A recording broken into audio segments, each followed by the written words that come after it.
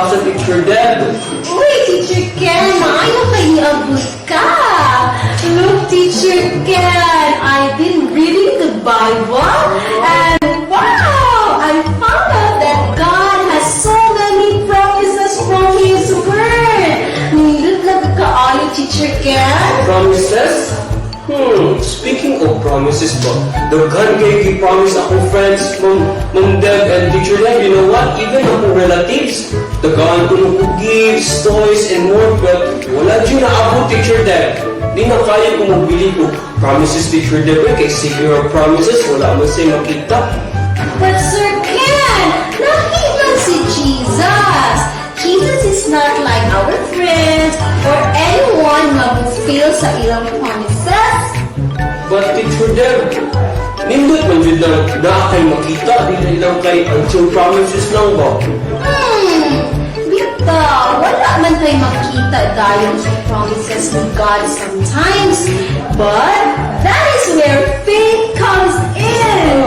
Iyon sa Bible, faith is believing what God says He will do, even if dili pa nato makita as of now. Pero, makawait ta at makahope ta na i-fulfill ni God iyang promise, kay faithful man kayo siya. Gili, Teacher Deb. Bitaw no, nakaread sa ko sa Bible, Teacher Deb, nga ana siya nga with God, nothing is impossible. Kaya niya tanan, even if disut and unbelieving sometimes, that He can fulfill His promises. Yes, and you know what is? I remember said that God will be pleased and happy if naataani faith. Wow, I hope na ma-learn sa dinato. Of course, Teacher Ken. We all can learn it now, because that is what our Sunday school lesson is today. Yay! Excited na dyan kayo, Ma'am Deb, eh? Wow, sige, hop into our online Sunday school now. It's sing time! Kita excited mo kanta with Teacher Joanna and Teacher Paul. Yes! I'm really excited ang atong mga bata karon. Joanna, kung saan man atong kantahon? Ang title sa atong song is Faith is Just Believing. Yay! Excited na kay ni! Kamu, excited na ba mo? But Teacher Paul, nga naman importante ning faith? Ang faith, Teacher Joanna, ingon ang Bible, kung wala kay faith, imposible ni mo ma-please ang Ginoo. Kung ganahan ka i-please ni mo ang Ginoo, dapat na kay faith. That's why faith is very, very important. Wow, importante jud na sa atong pagkanta, sa atong pag-pray, sa atong pag-eat. Naa jud tay faith na Lord, there is nothing you cannot do. Okay, so sing with us. Faith is just believing what God says He will do. He will never fail us. His promises are true. If we but receive Him, His children we become. Faith is just believing this wondrous thing is done.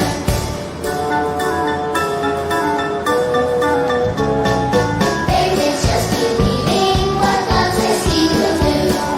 He will never fail us. His promises are true. If we but receive Him, His children we become. Faith is just believing this wondrous thing is done. Wow, very good, kids! I hope nag-enjoy mo sa song. But karon, let us sing another song. Teacher Paul, unsa man na song ang atong kantahon? Ang atong kantahon, Teacher Joanna, is He's Able. Wow, sige! Very I'm so familiar. excited. Yes, di ba ma-remindan ta na there's nothing God cannot do.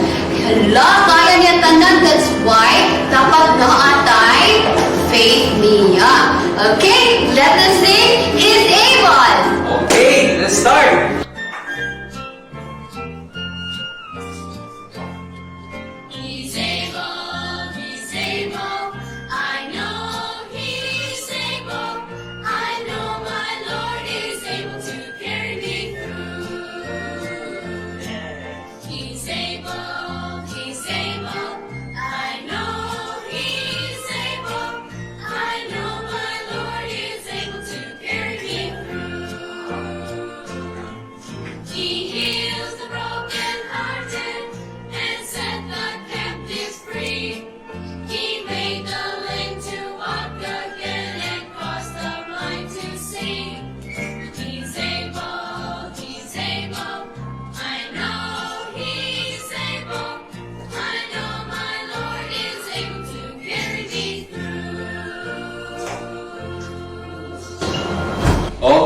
before we start, let's go to the Lord in prayer.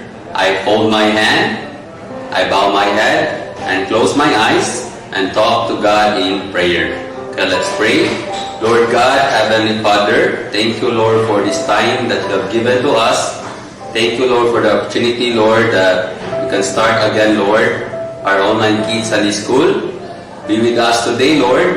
I hope, Lord, that we will learn something today and prepare, Lord, our hearts and mind. In Jesus' name we pray. Amen. 1, 2, 3, 4, 5, 6, and oh, hello there, kids. Now, by the way, I am counting all these fruits behind. See, these fruits represent the fruits of the Spirit. And so far, Bea, we have already had talked about 1, 2, 3, 4, 5, 6 fruits. And these are love, joy, peace, long-suffering, gentleness, goodness, and come on, we will talk about the 7th. Yes? Ta-da! Faith. Ooh, again, faith. Today, we will find out what our faith can do. Also, gini ay need faith. We will find out now as we go along with the story. But, before we continue, when I say, you said, you will answer, you can. Okay? Ready? Let's do it. You said. Okay, good job. Now you're ready. Now this time, the main character of our story or ang bida nato is Jesus, of course. Don't you know, kids, that during his lifetime, Jesus was so popular? That means, daghan kayong people ang nakaila niya. News was spreading about Jesus. Why? Because he has done so many wonderful works, like good things and miracles. Wow! He helps so many people and heals the sick. Plus, the best of it, teacher. Remember, he was teaching so many people about God.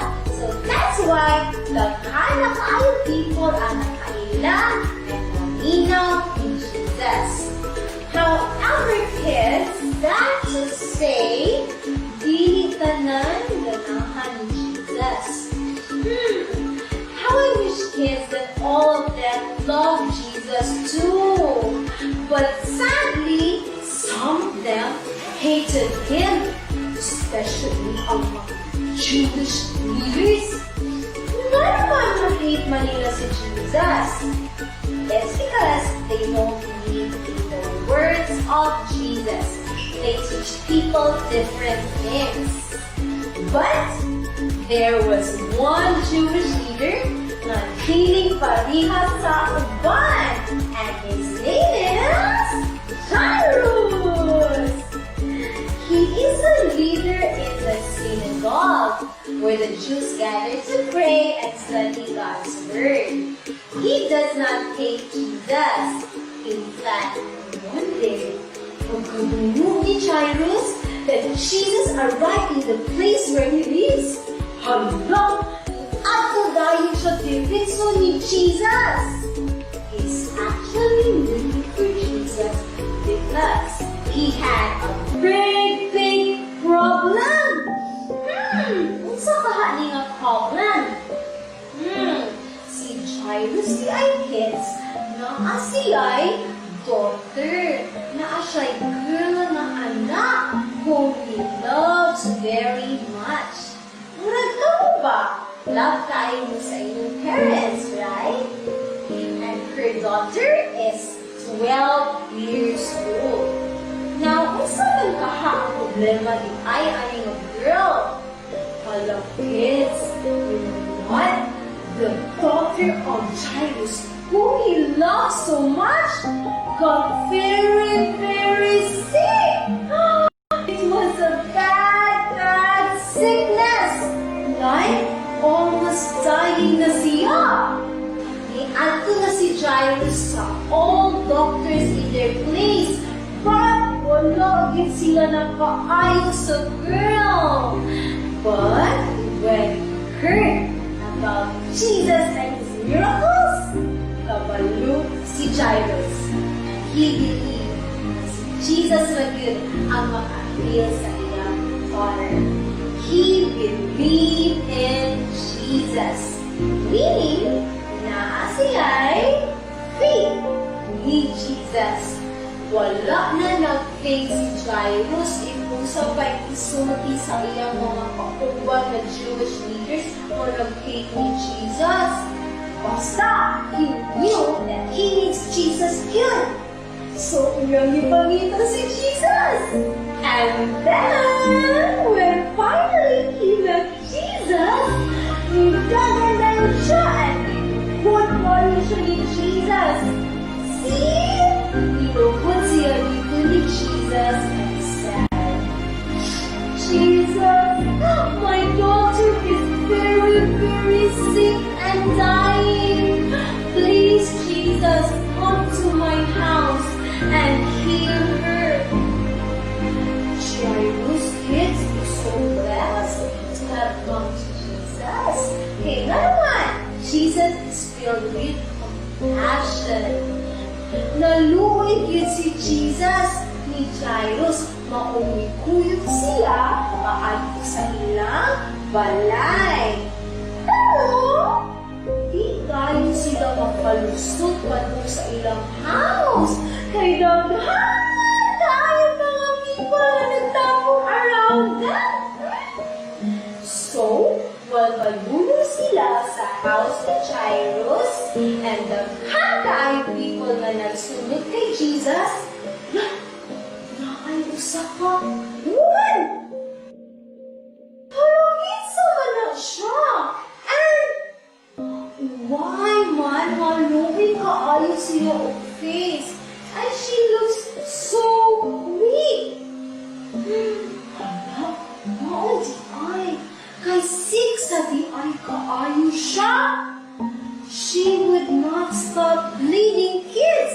Not stop yun yung flow iyong blood. And you know how long has it been since nag-suffer siya anak na sickness? 12 years! Imagine! 12 years is so long! Kids from thousands and thousands of days!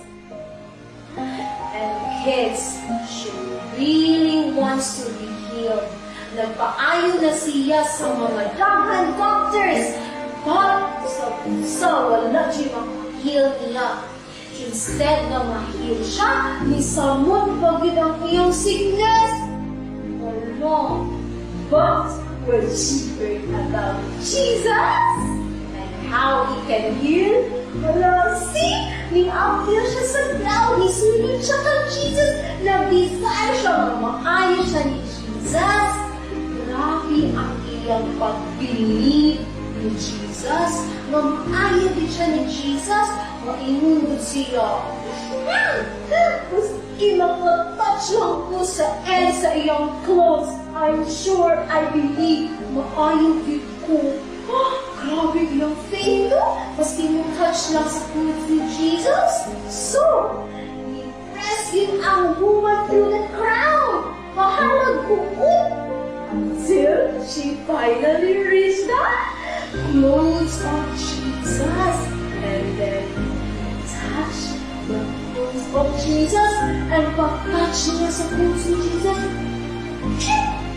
she stopped bleeding right away. The woman was healed right away. Wow! At that same time, Jesus kids were leading siya sa iyong mga disciples o sa crowd and said, kinsa may touch sa akong clothes? Ano? Ipatugan kayo people ang may touch ni Jesus kay nagpapupan around him. For sure, can he touch me? But why did he ask that question? Di ay the kids kabalo na di ay si Jesus ka na ay woman na sick na ni-touch sa iyang clothes with faith. And that's why she was healed. So, when the woman heard that Jesus asked the question, napagod siya, kids! Ganang pa rin sa kahatog ba? Itasakpan ni Mama and Papa nga natug something wrong.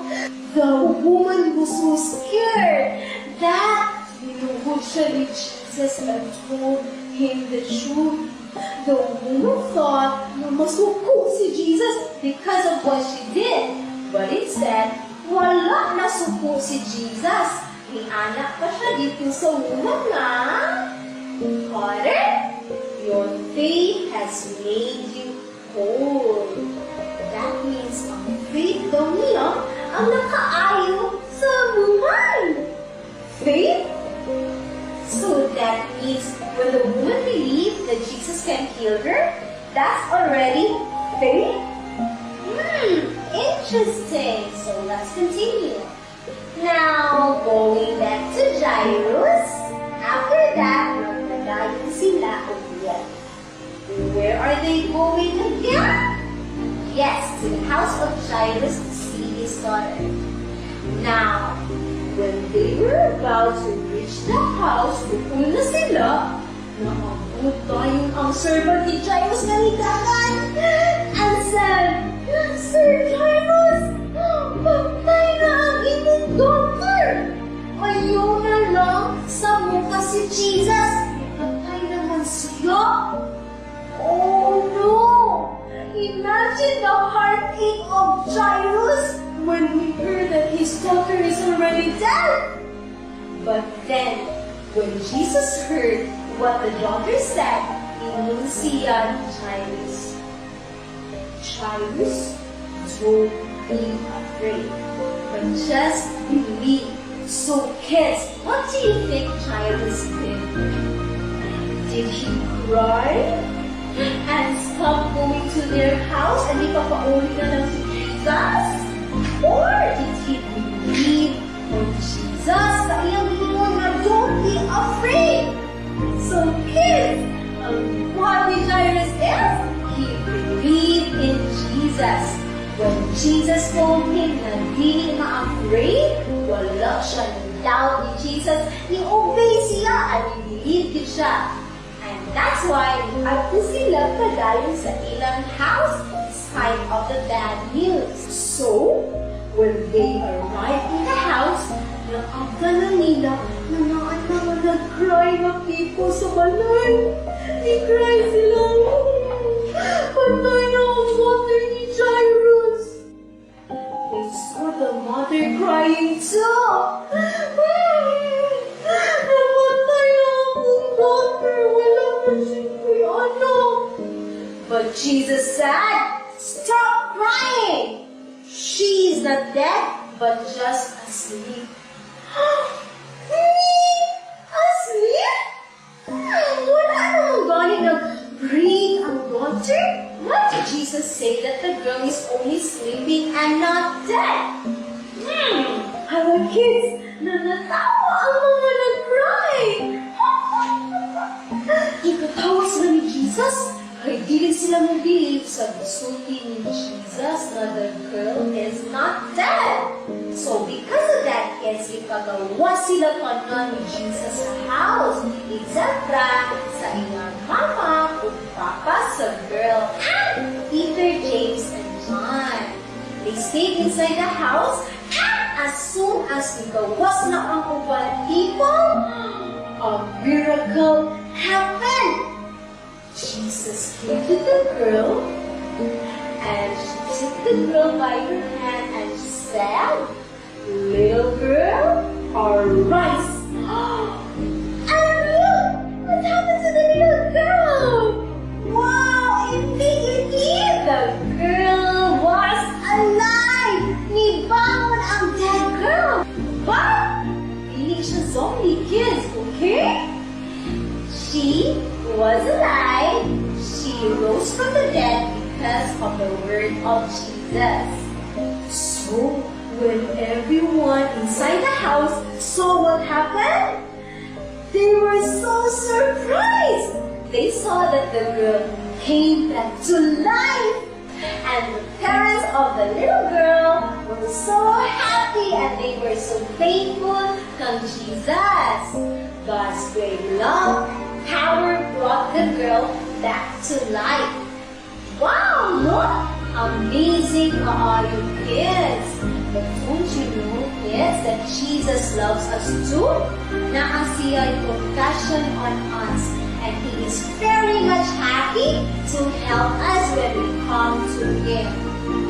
Just like Jairus, when we have a great need or a big problem, we can come to Jesus and pray. Do not be afraid with anything. Just believe that Jesus cares and He is with us all the time. All you have to do is to pray by faith. Salig ka and God will help you. Faith is believing, yes, that Jesus will help us in times when we need Him.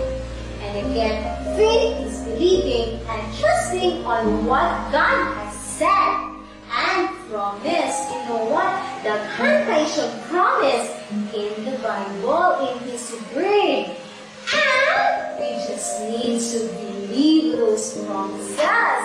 And that is faith, that we will trust Him, that nothing is impossible with God, that He can do anything. When Jesus said to Jairus, don't be afraid, just believe, wala yun siya ni doubt. He believed it siya, even if murag impossible na. Patay na ba yung iyong daughter? But because of his faith in Jesus, a miracle happened. Also, the woman na sick, remember? Tungod kay ni-believe siya sa power ni Jesus, a miracle happened too. Naayon siya sa pag-touch niya ni Jesus by faith. So see, that's what faith can do. And yes, just like the woman and Jairus, we need Jesus. Why? Because first of all, we cannot go to heaven because of our sins. Mas naku pa lang ang problem. Uy, kaysa sa problem nila Jairus. But the Bible says, na pilit na mo save. Meaning, pilit na mo ato sa heaven. How? Ngun ang Bible na, for by grace are you saved through faith. Faith in Jesus Christ alone. God said that even though we are sinners, na ang kay mga sins, but if we believe on His Son Jesus, that He died for us, and that He's the only one who can bring us to heaven, makaanto kita dito. He has prepared heaven for those who put their faith in Him. And faith in Him alone, not in anyone else. Jesus will do. So kids, how about you? Do you believe that only Jesus can bring you to heaven? Do you believe that only Jesus is your Savior? If so, and if wala pa ninimo gibuhat o pagka-pray ani, please pray this prayer with me from your heart. Okay? Ready? Everybody pray. Let's pray. Dear God, thank you so much, Lord, for your great love for me. Thank you, Lord, that you died on the cross so I can go to heaven, Lord. Dear God, I have faith now in my heart, and I believe that you alone can save me. Ikaw na good who bring ako sa heaven, Lord. So this time, by faith, pasundong ka sa akong heart, and please come inside and save me, Lord. Thank you so much sa inyong promise, Lord, and I trust and hold on to that promise. Thank you so much. In Jesus' name we pray. Amen. It's memory verse time! It's time sharpen our minds through God's Word. So, ready? So, our memory verse for today is Matthew chapter 21, verse 22. And in all things whatsoever you shall ask in prayer, believing, you shall receive. Wow! Kanay sa akong verse, Teacher Milian. Lagi, Teacher Joanna, ang sabihin mo sabot ang yung verse? Ang pasabot na ng verse, kung mag-pray ka, dapat uban dyan ang faith.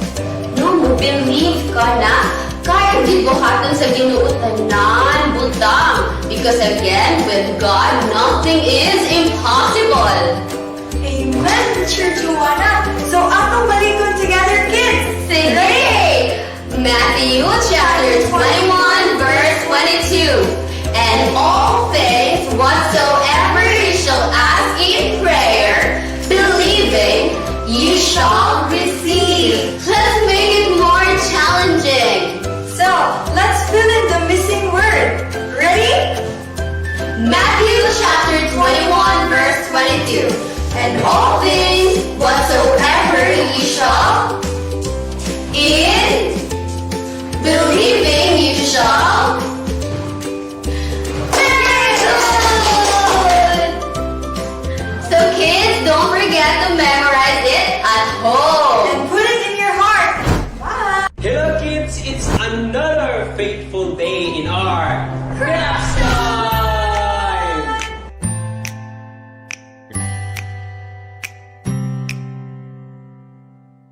I am Teacher Ken. And I'm Teacher Millian. O karon, kami ang inyong Crafts teacher! And with that, we want to acknowledge all the faithful artists nga nagbuhat sa previous crafts. And with that, Teacher Ken, here are the artists!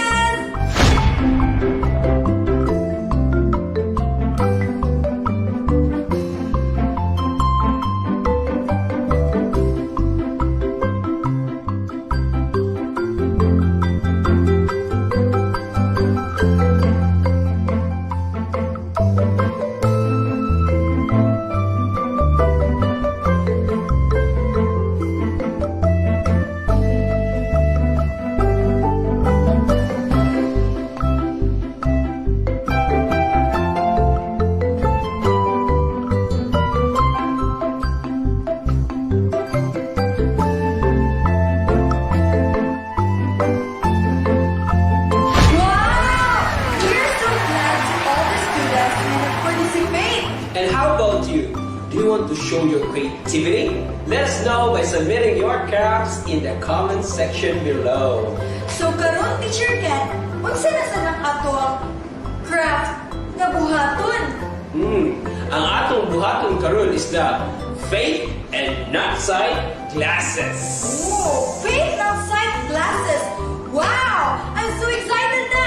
By the way, nga nang faith not sight glasses, Teacher Ken? The Bible says that we should walk by faith and not by sight. It means nga, depending on God and not on the things na imong makita, Teacher Millian. Because the things na imong makita are temporary lang. And only by faith, we can please God. Amen, Teacher Ken. So, what are you waiting for? Here is the material! In this craft, you only be needing one material, and that is a construction paper. Here are the instructions in doing these crafts. First, fold the top right corner to the bottom left. Next, fold the top left to the bottom right. Then open the whole paper. Fold the longest crease. After, fold the bottom edge of the paper upwards. Flip the paper and fold the top edge downwards. Flip the paper again, then fold the bottom edge upward. Fold the two top edges. Lastly, fold the left and the right flaps. There you have it. Faith Not Sight Glasses Craft.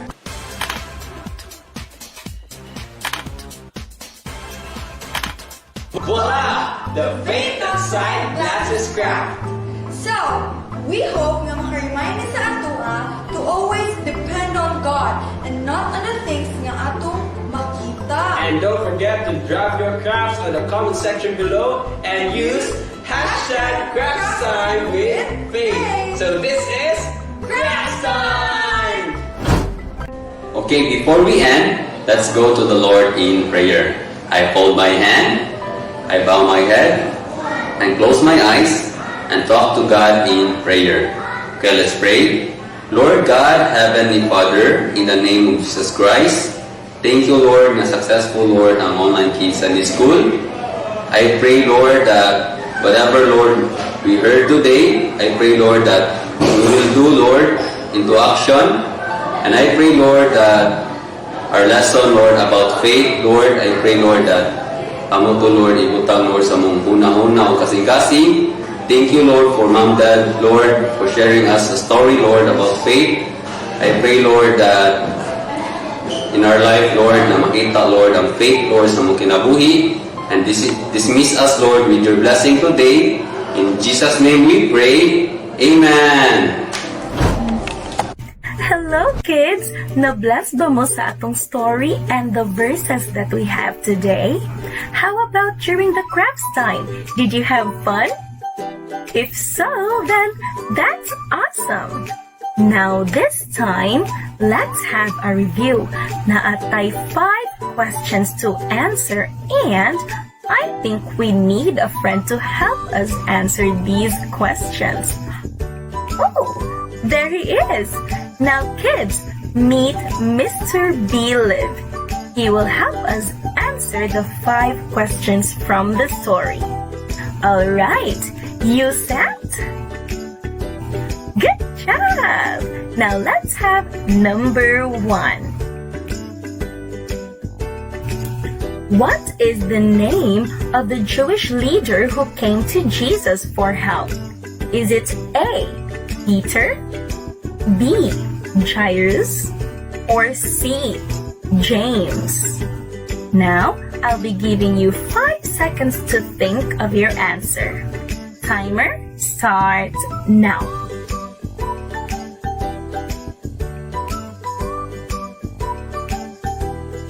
Time's up. Now, Mr. B-Liv, what is the correct answer? Right! It's Jairus. Jairus is the name of the Jewish leader who came to Jesus for help. Now let's have number 2. What is Jairus' big problem nga ning duol magyud siya ni Jesus Christ for help? Unsa gyud kaha, no? Now timer starts now.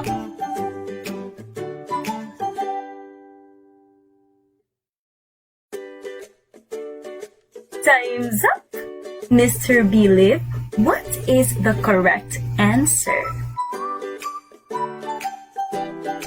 Right! His daughter is dying. Maudi na ang big problem ni Jairus. That's why he came to Jesus for help. And let's have number 3. Who is the other person that came to Jesus to be healed from bleeding? So naapaday other person nga nangitag help ni Jesus. Kinsa kato siya, no? Is it A, a woman, B, Mary, or C, Jairus' daughter? Timer starts now.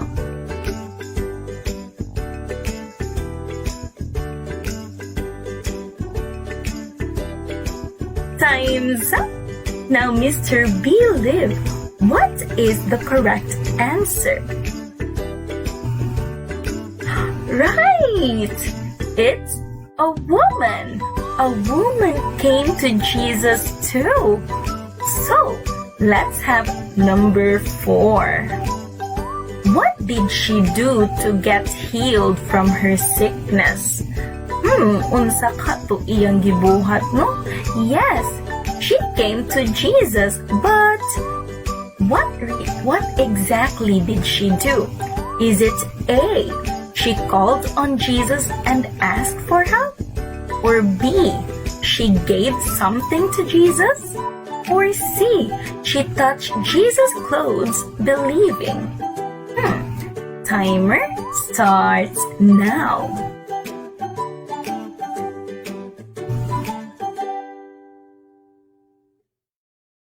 Time's up! Now, Mr. B-Lip, what is the correct answer? Yes, that's right! She touched Jesus' clothes believing. Remember kids, dili ang clothes ni Jesus ang naay power ha nga makahil. But mismo ang faith sa woman nituog gid siya nga bisag makahikap lang siya ni Jesus, ma-heal na siya because she believed that Jesus can heal her. Ang faith ang nakapahil niya, dili ang clothes. So, the correct answer is letter C. Oh, balik. Like that. Alright, now let's have the fifth question. What happened to Jairus' daughter when Jesus spoke to her? Unsay nahappen when Jesus and Jairus and together with the disciples of Jesus came to Jairus' house? What did so Jesus spoke to the daughter of Jairus? Unsa kay nahitabo niya sa? So we have letter A. She replied to Jesus and cried. Letter B. She woke up from being dead. Or letter C. She remained dead. Now, timer starts now.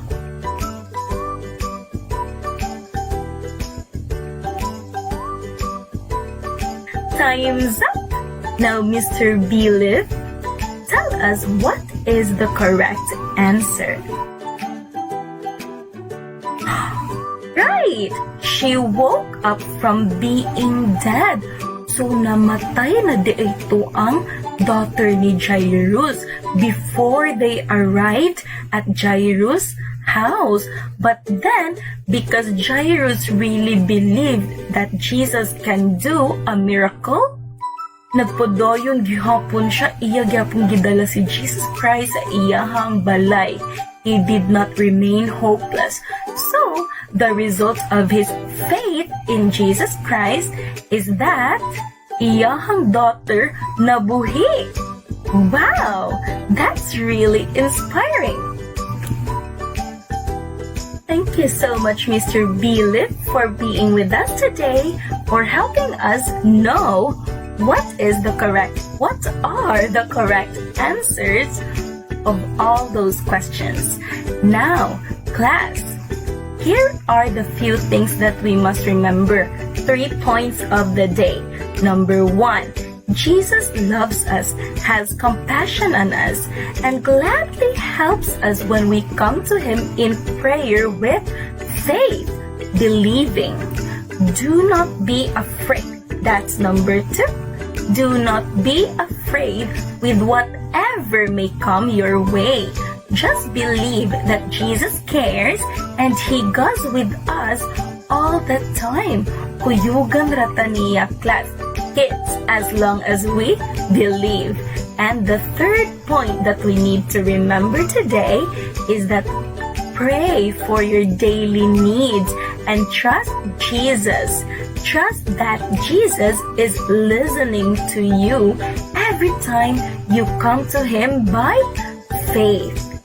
Alright, so that's all for today, kids. We're done praying already, so I guess it's time for us to say goodbye now. But hey, this is not yet the final fruit of the Spirit to learn. There are still 2 more to go. So, don't miss them and join our next Online Kids Sunday School at the same time, 8:30 a.m. and at the same day, Sunday. So, have a great week. Bye-bye!